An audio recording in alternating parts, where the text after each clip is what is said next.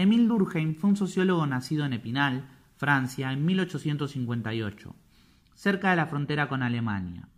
Algunos autores relacionan el interés de Durkheim por el estudio de la solidaridad social al hecho de haber nacido en una zona de Francia, Lorena, que siempre estuvo en disputa con Alemania.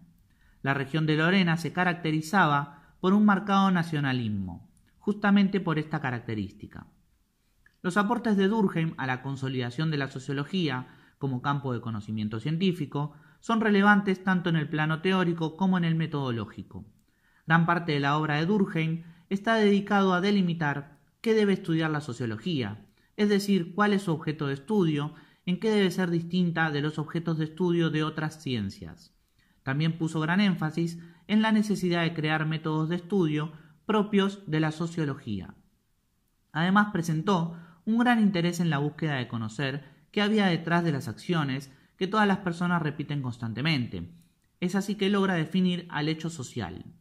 Otro de sus grandes aportes a la sociología se descubrió en 1897, luego de publicar una extensa obra llamada El suicidio.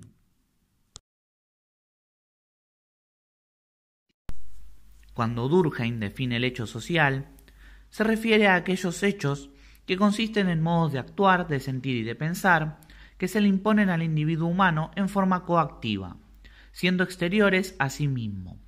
Por lo tanto, los hechos sociales son conductas humanas habituales, no dependientes de la constitución biológica ni psíquica de las personas, sino de la sociedad que integran, que tiene una existencia singular y propia. Hecho social es lo que es realizado en forma independiente de uno mismo, aunque se adhiera consciente o inconscientemente a ellos. Y por ser externo al individuo, Durkheim califica a los hechos como cosas.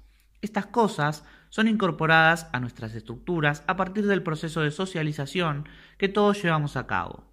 Pueden ser expresadas en normas, leyes, instituciones que aseguran la tendencia a la buena integración del individuo con la sociedad.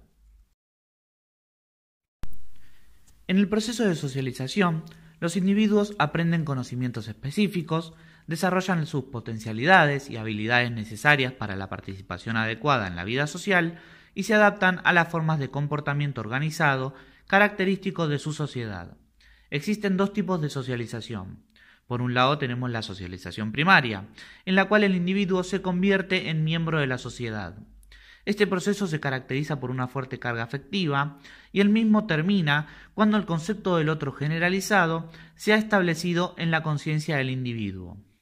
Por otro lado tenemos la socialización secundaria, que es cualquier proceso posterior que induce al individuo ya socializado a nuevos sectores del mundo objetivo de su sociedad. Es la internalización de sus mundos institucionales o basados sobre instituciones. En este proceso el individuo descubre que el mundo de sus padres no es el único. La división del trabajo social. Según Durkheim, la evolución social marca una creciente división del trabajo. Esta división del trabajo aparece como una tendencia necesaria, fatal de la historia. Se supone una modificación en las formas en que se establecen los lazos que vinculan a los individuos al interior de un grupo. La solidaridad social es un fenómeno históricamente variable. Él establece dos tipos de solidaridad. La solidaridad mecánica es una solidaridad más primitiva. Se produce en sociedades con poca o ninguna división del trabajo, en las cuales las funciones suelen ser las mismas para todas las personas, independientemente de su estado o condición social. Los vínculos de cooperación y colaboración se establecen entre los individuos para la realización de tareas o el cumplimiento de objetivos que no exigen capacidades especiales. Se basa en un sentimiento de unión, producto del sentimiento de igualdad entre los individuos, y una comunidad de creencias y sentimientos. La solidaridad orgánica se encuentra en las sociedades modernas capitalistas debido a la marcada división del trabajo. Se genera una red de interdependencia donde todas las personas necesitan de los servicios o conocimientos de las otras. Se establece un sistema de relaciones funcionales donde los vínculos de cooperación entre los individuos se producen con base en los conocimientos y las soluciones que cada cual puede aportar para las necesidades del otro.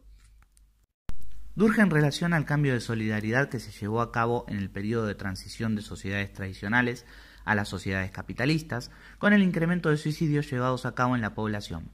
Por ende, considera que el suicidio es un hecho social que solo puede explicarse mediante otros hechos sociales y puede ser diferenciado en distintos tipos. El suicidio egoísta tiene lugar cuando un individuo está aislado o cuando sus vínculos con un grupo se debilitan o se rompen. Durkheim considera que el menor número de suicidios en tiempo de guerra puede interpretarse como un signo de mayor integración social. Por otro lado, tenemos el suicidio altruista, el cual tiene lugar cuando los vínculos sociales son demasiado fuertes. Es decir, el individuo valora más a la sociedad que a sí mismo. El suicidio anónico se produce por la falta de regulación social, una situación en que la persona se siente sin normas debido a un rápido cambio social o a la inestabilidad de ésta. Por último, el suicidio fatalista, aunque Durkheim lo considera de poca importancia en su época, creía que se originaba cuando un individuo está excesivamente regulado por la sociedad. La opresión del individuo produce un sentimiento de impotencia ante el destino o la sociedad. A pesar de que los suicidios son fenómenos individuales, responden a causas esencialmente sociales y por esta razón pueden ser considerados hechos sociales, ya que la causa real del suicidio son las fuerzas sociales que empujan a un individuo a actuar de determinada manera.